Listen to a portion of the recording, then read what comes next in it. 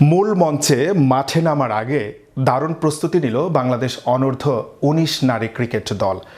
দক্ষিণ আফ্রিকার পর ভারতের মেয়েদেরকেও হারিয়ে দিয়েছে স্বর্ণা প্রত্যাশারা। বিস্তারিত দেখুন ডেস্ক রিপোর্টে। দক্ষিণ আফ্রিকার পর ভারতকে হারিয়ে অনূর্ধ্ব ১৯ টি-20 বিশ্বকাপের প্রস্তুতি সারল বাংলাদেশের নারীরা। ভারতের বিপক্ষে দ্বিতীয় প্রস্তুতি ম্যাচে তাদের জয় এসেছে ৩ রানের ব্যবধানে। বিশ্বকাপে মাঠে নামার আগে এটাই তাদের শেষ প্রস্তুতি ম্যাচ ছিল। ভারতের বিপক্ষে টসে জিতে প্রথমে ব্যাটিং করতে নেমে ৭ উইকেট হারিয়ে ২০ ওভারে ১২১ রান তুলেছিল। অন্য ব্যাটাররা ব্যর্থ হলেও ব্যাট হাতে এদিন দলকে একাই টেনেছেন দলের সহ অধিনায়ক স্বর্ণা। ৪ নম্বরে ব্যাটিং করতে নেমে স্বর্ণা খেলেছেন ৭৮ রানের দুর্দান্ত ইনিংস।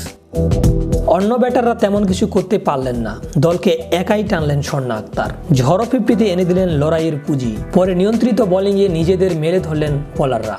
আরেকটি জয়ের আনন্দে মেয়েদের অনূর্ধ্ব ১৯ টি-20 বিশ্বকাপের প্রস্তুতি সারল বাংলাদেশ। বাংলাদেশে দেওয়া লক্ষ্য তাড়া করতে নেমে ২ উইকেটে হারিয়ে ১১৮ রানে থামে ভারতের ইনিংস।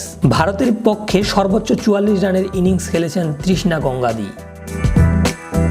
এছাড়া ইতিমধ্যে আন্তর্জাতিক ক্রিকেটে সাড়া ফেলে দেওয়া শেফালি ভার্মার ব্যাট থেকে এসেছে ৪৩ রানের ইনিংস।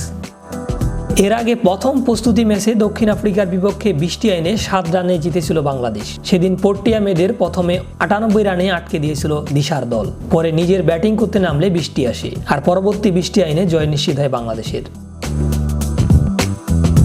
শাহরিয়ার রহমান, বিশ্ব বাংলা 24।